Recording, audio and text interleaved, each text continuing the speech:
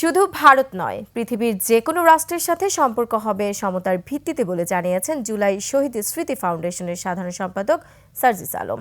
খুলনায় জুলাই শহীদ স্মৃতি ফাউন্ডেশনের পক্ষ থেকে খুলনা বিভাগে আন্দোলনে নিহতদের আর্থিক সহায়তা প্রদান অনুষ্ঠানে তিনি বলেন, শোষণের রাজনীতি বাংলাদেশে আর চলবে না। প্রতিনিধি মহেন্দ্রনাথ সেনের তথ্যচিত্রে ডেস্ক রিপোর্ট।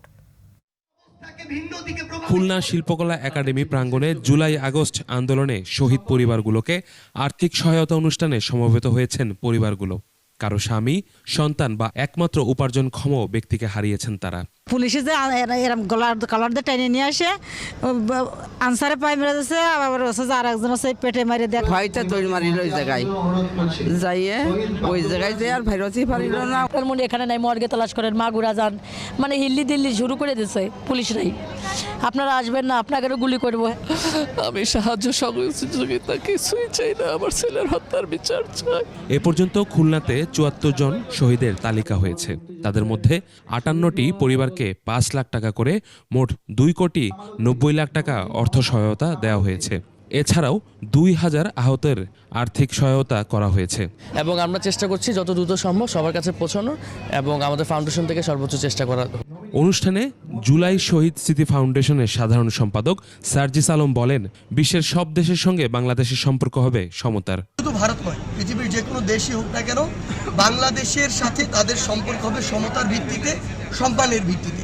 এবং যে কোনো সম্পর্কের যে কোনো একটি নীতিমালা, কথা, বাক্য কিংবা কারো একটি পলিসি যদি বাংলাদেশের সার্বভৌমত্বের সাথে, সম্মানের সাথে বিন্দুমাত্র সাংঘর্ষিক হয়, আমরা আমাদের জায়গা থেকে সেই পলিসিগুলোকে যেভাবে প্রয়োজন প্রতিকার করব।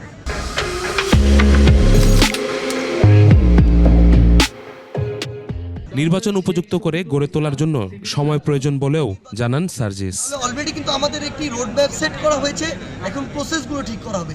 প্রসেসগুলো ঠিক করার জন্য আপনার প্রসেসের সাথে সহযোগী যে এলিমেন্টগুলো সেগুলো তো রেডি করতে হবে।